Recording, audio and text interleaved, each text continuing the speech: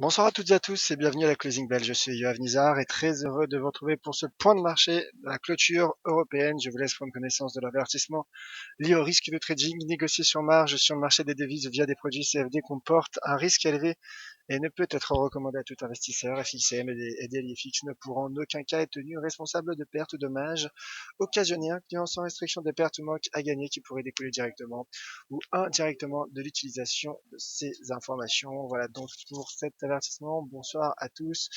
Bonsoir Christian. Bonsoir Tony, la journée fut très bonne, je te remercie, j'espère que c'est le cas également pour toi. N'hésitez pas mes chers auditeurs à poster vos messages sur le chat ou à poser vos questions tout simplement. Je serai heureux de pouvoir vous apporter mon point de vue. Alors, le CAC 40 qui poursuit son rebond, le CAC 40 qui dans les derniers échanges prend 0,34%, le DAX 0,71% et l'indice Eurostoxx 50, l'indice pan-européen donc, prend 0,47%. Sans donc ce rebond technique, Wall Street également ouvre en légère hausse cet après-midi. Et le CAC qui tente donc, en tout cas pour le FRA 40, qui tente donc de casser ce double niveau de résistance, à 4300 points et qui correspond également avec cette moyenne mobile 20 jours, donc double niveau de résistance que tente de franchir le CAC 40 et donc le marché tout simplement qui tente de rebondir mais conserve tout de même un risque baissier selon moi. En swing, je maintiens pour le moment mon objectif baissier. Regardez, l'indicateur de momentum RSI se maintient sous la borne 50 et la bougie en cours n'est toujours pas clôturée. Donc finalement, selon moi, le CAC a tout de même un potentiel de baisse. Idem pour le DAX. Le DAX qui atteint donc ce seuil d'inversion de polarité à 9750 points. Et donc un repli sur ce seuil d'inversion de polarité me paraît envisageable pour aller chercher à moyen terme les 9500 voire les 9400 points. Alors, un bémol toutefois, en H4 on voit cet indicateur de momentum RSI passer au-dessus de la borne 50 et en daily, voilà, il est toujours sous ce niveau. Donc le DAX finalement qui ne parvient pas à réintégrer un niveau de résistance, un range en tout cas entre les 10 120 et 9 750, ce qui confirme donc mon biais baissier sur les bourses européennes à moyen terme. L'euro-dollar également qui tente de sortir par le haut de ce range 1,1450, 1,1415 pardon et 1,1345. Le marché qui était pourtant bien parti pour sortir par le haut de ce range, de ce rectangle, mais a finalement retracé et perdu, donc réduit ses gains plutôt. Donc pour le moment également le marché latéraliste se maintient dans son mouvement latéral et donc une sortie par le haut, toutefois une confirmation, une cassure, un franchissement de cette résistance permettrait de viser les 1,1495. Mais comme je le disais, attendons la bougie journalière pour dégager des conclusions, car en cas de clôture sous les 1,1415, un retour sur les 1,1345 me paraîtrait envisageable.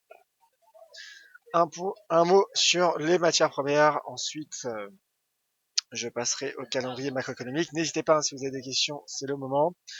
Les matières premières et donc les métaux précieux qui ont tout simplement profité de cette consolidation du dollar américain. Le cours de l'once d'or qui se rapproche, qui atteint quasiment mon objectif à 1260, puisqu'il effectue un plus haut à 1258,63. Voilà, je maintiens plus que jamais mes cibles à 1260 et 1280 $. Donc, qui sont mes objectifs swing annoncés notamment la semaine passée. Le cours donc qui s'éloigne et qui confirme son rebond sur ce seuil, sur ce support weekly à 1217 $. Le cours du pétrole, à présent le pétrole également, qui tente de franchir les 40 $ en unité de temps 4 heures. Il les a franchis. Je suis plutôt optimiste pour le cours du pétrole, même si en unité de temps 4 heures, l'indicateur de momentum RSI teste la borne 70, ne parvient pas encore à passer dessus, à pénétrer dans cette zone. Mais je pense que le pétrole a un potentiel de hausse qui serait confirmé donc en cas de clôture au-dessus du seuil à 40 $. Alors passons aux questions de la part de Christian qui demande un petit point sur l'euro GBP qui a bien consolidé aujourd'hui. qui a consolidé puisque la livre sterling a profité d'un rebond technique. Là, nous avons le cours du GBP-USD, un rebond de la livre sterling face au dollar américain. Idem, le GBP-USD donc qui se replie et qui teste cette Tenkan, cette Tenkan Daily. Cette Tenkan Daily. Point intéressant que teste le marché. Le marché, en tout cas, s'est replié sous cette résistance technique à 0,8091. Voilà. Vraiment, le marché teste une résistance court terme à 0,8990. Résistance court terme donc pour l'euro GBP. Mais la tendance de fond reste tout de même haussière. Reste tout de même haussière, ce qui donne donc un potentiel de rebond pour l'euro GBP avec notamment un seuil d'inversion de polarité potentielle à 0,7925. Un pullback sur ce niveau en permettrait en tout cas d'optimiser son risque et correspondrait également à la moyenne mobile 20 jours puisqu'il s'agit de la médiane de Bollinger. Voilà mon cher Christian. Et un graphique donc de la part de Tony sur le Nasdaq 100. Alors, en effet, le Nasdaq 100 qui est un indice que je n'ai pas l'habitude de parler, mais en tout cas, c'est une bonne initiative de la part de Tony. J'en profite pour te remercier. Et Tony nous dit donc voilà un petit graphe sympa. Je vends toujours les US de mon côté. Donc Tony qui est plutôt short sur Wall Street. Je nuancerai un peu ce biais car pour vous montrer un graphique du S&P notamment, les bourses américaines tiennent leur support. Latéralisent finalement, mais elles latéralisent sur leur niveau de support, donc notamment celui à 2045 pour le S&P 500, 2045 en tout cas un bon niveau de support, même 2040, et pour l'US 30 également il y a un niveau de support sur les 17 500 points, 17 520. Voilà.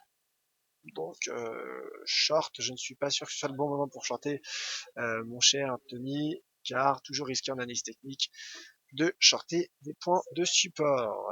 Alors, plus d'autres questions sur le chat. Merci à toutes et à tous d'avoir suivi cette closing bell. On se retrouve demain de vive voix à 10h30 pour le tour d'horizon des matières premières et stratégie devises matières premières également, devises exotiques. D'ici là, je reste bien évidemment à votre entière disposition, que ce soit par email, par Twitter, @youhavenizar, ou encore sur les différents réseaux sociaux. Et visiteur pour un dernier commentaire. Bonjour, j'ai utilisé une partie des $500, mais il me reste $75. Ça ne marche plus, nous dit visiteur. Écoutez, n'hésitez pas à contacter le service client, notre service client qui sera ravi de pouvoir vous aider, mon cher visiteur. Merci à toutes et à tous. Merci Tony, bonne soirée. Et à demain, c'était Yoav Nizar pour la closing bell.